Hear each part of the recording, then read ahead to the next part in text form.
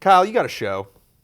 You got many shows. You got the show where you look right into the camera. You have the show where you like talk to the rest of us while looking into the camera. Yeah. You think people would be sick of your opinions by this point? Yeah. Do you think people know what your favorite games of the year are? You think they can just pick them? They're like, okay, let's do it. When I had my video, the final Bosman was called 2014 Bossy Awards. I want somebody to think, oh, he's going to do an award show. I wonder what his favorite game is. And there are even like comments are just like, man, I wish he was like take this seriously for once and tell us his favorite. So yeah, I mean, people know. They probably know it's Tropical Freeze. That's my game of the year. I actually just want to point out, I don't want to lift the curtain too much on our process. We actually had a lot of comments. People came in and like we were watching us deliberate. They're like, you should put this on the web. We're like, no. Like we don't. I mean, one reason why is that would take a ton of time to put all those videos together, and it's more time than we have. But a lot of times it was like, okay, what's the popular vote? All right, let's lock that in. And you would just kind of in the corner be like, for the record, I vote for Tropical Freeze. Like, for the record, I vote for Smash Brothers. We're just like, all right. I wanted it to be known. Yeah. But I think that's great. I think you had, I just talked to Mr. Damiani, who clearly has very concise opinions about what he thinks is good or bad in this industry. Yeah. But how did that feel to really be talking about a lot of games that people weren't talking about, to appreciate some games on a level that's something like Tropical Freeze? You think of, what, Donkey Kong Country, really? And it's like, it's not because I'm super biased. It's because this is just, they've taken this model of platformer and they nailed it. There's nothing bad I can say about it. Yeah, it is that. It's I'm aware it's hard to explain. I'm aware that there's not much I can do for anyone who hasn't played it to explain at this point why this is the best game that came out this year. I can just only like express my love for it, and I'm comfortable with that. Do you know what I mean? I'm okay with GameTrailers. You're comfortable expressing your love for Donkey Kong? Yeah. The two of you have a relationship that we might not understand.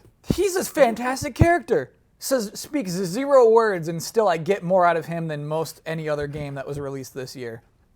Just like the way he'll react to things is just hilarious. I'm laughing out loud at 0 dialogue, but just a gorilla reacting to things in his own world naturally as he would. It's all so good. And great that he can exist in this time and place. Like you think about the original Donkey Kong. It's like the joke. Like isn't that when we always talk about people that are 10, 20, 30 years older than us, and they're just like, well, I don't play video games, but I did play Pong. I remember that Donkey Kong, and it's like you can still remember the Donkey Kong. Donkey Kong's kicking ass. Like Donkey Kong had an action figure that came out this year that works in tandem with some video games they released that's selling like hotcakes. I would call it a figure, but not an action figure. Well, I'm sorry. Is the correct terminology there? You can't call those things action. I guess need action, joints. It's got to move or it's got to have a weapon or something that goes with it. Okay, a figure, a playable figure. He's in kicking butt in Smash Brothers, and he's got Donkey Kong Country. It's a huge year for Donkey Kong. Yeah. This character that by definition is like the benchmark of the beginning of this industry. I think the industry, not games themselves, but like the business of games. I think Rare saved Donkey Kong. In a weird way. They made him the guy who has his fists on the ground. I saw a Lego Donkey Kong, like Mega Bloks. It was some stupid off-brand. But his fists didn't touch the ground, and I'm like, that's wrong. That's not Donkey Kong. Your fists need to touch the ground. It's such an important part of his character. So it's just like Rare did that. Before he was just kind of like, he's got a big oval mouth, little plus signs in the middle. But I feel like this is that version of Donkey Kong, It's interesting. Yeah, Mario is way more connected to the Mario from the Donkey Kong and like the Mario and Luigi days than Donkey Kong is. That's almost like a totally different character. I liked that Mario a lot more, though. He at least had character. Because like Bowser's a villain, but we don't think about Donkey Kong. Was he just misunderstood, the original DK? Yeah, when he kidnapped Peach and started chucking barrels, like he just had a bad day? Or Donkey Kong 2, you are Donkey Kong Jr. saving Donkey Kong in a cage. That's right. While Mario's just there. They had a bad history, they really had a lot of like skeletons to get out of their closet in the 70s and 80s, and then they made peace. Smash helped, and now they golf and they play tennis and they have a good time together. Donkey Kong does not appear in Mario games. Mario does not appear in Donkey Kong. Like they're cool with each other, but they do not like each other. Speaking of other games, anything else on your list? Should we just put Tropical Freeze on the headline? Please do. Let's talk about Tropical Freeze for 10 minutes. It's so good. It's just everything I love about like when I can like say, oh, I love this about a video game. I love that it has a world, that I feel like I'm in a world. That's one of my favorite things to do in video games is to be in a world. I'm in that. And because you got to get to that next ledge. You're like, oh, that ledge is really tough to get through. But I know that past that ledge is more of the stuff that I want to see. Yeah, but also it like makes sense. It's not like like a weird little like super hard indie platform. It's like Super Meat Boy is the best platform. It's like Super Meat Boy means nothing. Those are all just like weird little video game levels that were created in a level creator. This to me feels like a world. And so yeah, it's still super hard. There's still platforming that's incredibly difficult, but it's in a place that matters and makes sense and it all seems natural. And the music's so good. Not sure we had to throw Meat Boy under the bus there to make that point, but okay, I'll accept it. I think yeah. It's one of those. It's another one of those things where More games. Like, More games. Metal Gear Solid 5 Ground Zeroes. Wow, on Damiani's poop list. Yeah, on it's his on a lot of poop disappointing lists. list. It's definitely on a lot of poop lists. It's on my top 2 list. That's my second favorite game I played this year.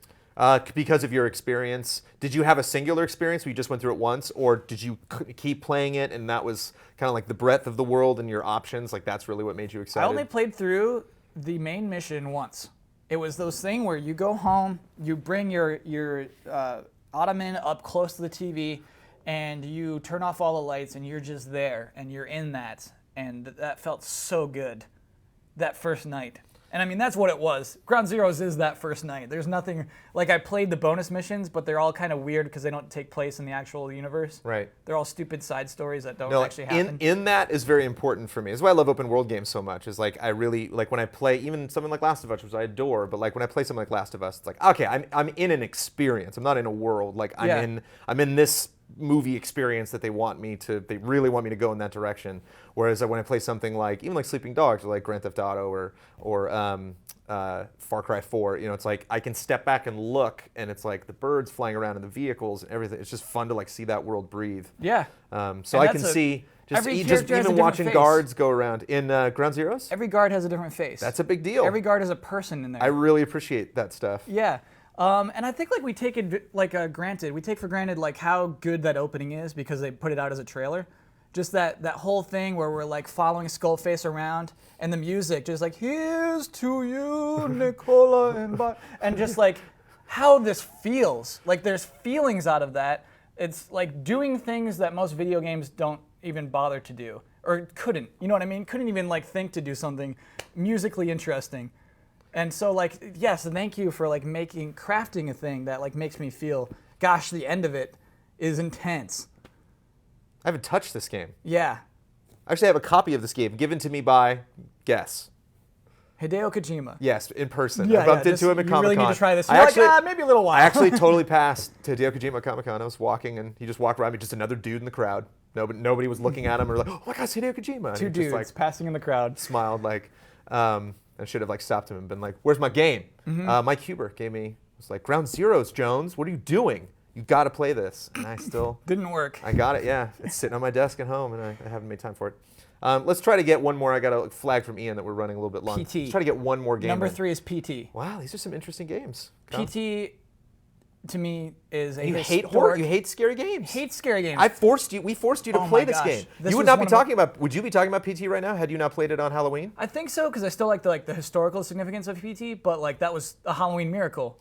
We played it, it was really late on Halloween, we were streaming, the chat said, come on, you gotta play PT, and we're like, oh, I don't want to, and so I downloaded it. We spent probably 40 minutes at that last phase trying to talk to it, just chattering at it. Brandon's like, it's Halloween, I'm a married man, let me go home. And we said, okay, but before you go, Brandon, just put on the headset. You spoke to it, you said one sentence, I think. No, I said a bunch. I was constantly, because the joke was that it was not an Xbox, and I love the Xbox, and so I was like, I'm waiting for this on Xbox. Phone rings. Lisa. Yeah. Lisa, when is PT coming to the Xbox? And the phone rings. Oh my gosh. You've been chosen, Kyle Bosman. But I mean, then you see a trailer for Silent Hills, a game that was not even hinted at. Nobody knew that was in development. And I love music and the way that the music comes in right under the title. Oh my God, you know. Yeah. Guillermo del Toro was working that, on this. You didn't know that. Who knew that? Nobody. Oh my gosh. No, yeah, and I'm the founder and editor in chief of GameTrailers. So like a playable, crazy trailer announcement that could potentially negate trailers at all. It's like you who make video trailers. Yeah. You know, what are you doing? You're wasting your time. Because we had like interactive trailers. Like Dying Light actually just had a cool interactive trailer that you can mess around with. But this was a hell of an interactive trailer. And it's tough because actually if you guys are watching, I don't know when certain things will come up, but you'll notice PT a lot come up in our awards And every time we were like writing segments or I was reading the name PT out loud, I was like, wow, a lot of people are going to be surprised. PT? PT is a demo, PT? And it's not so much, it's not all about adding up modes, adding up weapons, adding up characters, and figuring out how much time did I put into something. It's looking back at the year, putting every single box art and game name up on a wall, and realizing, like, that was really important to me. Yeah. Like, that thing right there was a huge deal. Like, that was a big thing, whether it was how much that impacted me personally, like how much that made my brain explode thinking about what we could do later in this industry with that model. But just like how many people around the office were talking about that, you know, like something as amazing as Bayonetta 2, which I find, you know, people are saying is like one of the best action games of the year, if not one of the best action games ever created. It's like 3 people in the office played it, you know, 3 or 4, myself included. Whereas like everyone was touched by PT, everyone had their hand in it, or was like, you know what I want to say about PT, you know, and like that can't be ignored when something like that resonates so much. It's huge with a huge group game. of gamers. Short game, but huge game. There was that period of time where we all saw the trailer, but still nobody knew how to beat it. Nobody knew how to get to it for so long. And it's just, no, you just have to talk into the headset. Nobody still knows what to do. 15 minutes, 3 games. Congratulations, Kyle. You were you're the greatest windbag of the GameTrailers employee picks. And you started this in by less saying, time, Daniel Bloodworth and I got through both of our titles. And the way you started this was, Kyle, you have plenty of time in front of the camera. You don't. I'm cutting you off. You heard it here. My New Year resolution: make Kyle shut up more. We're done.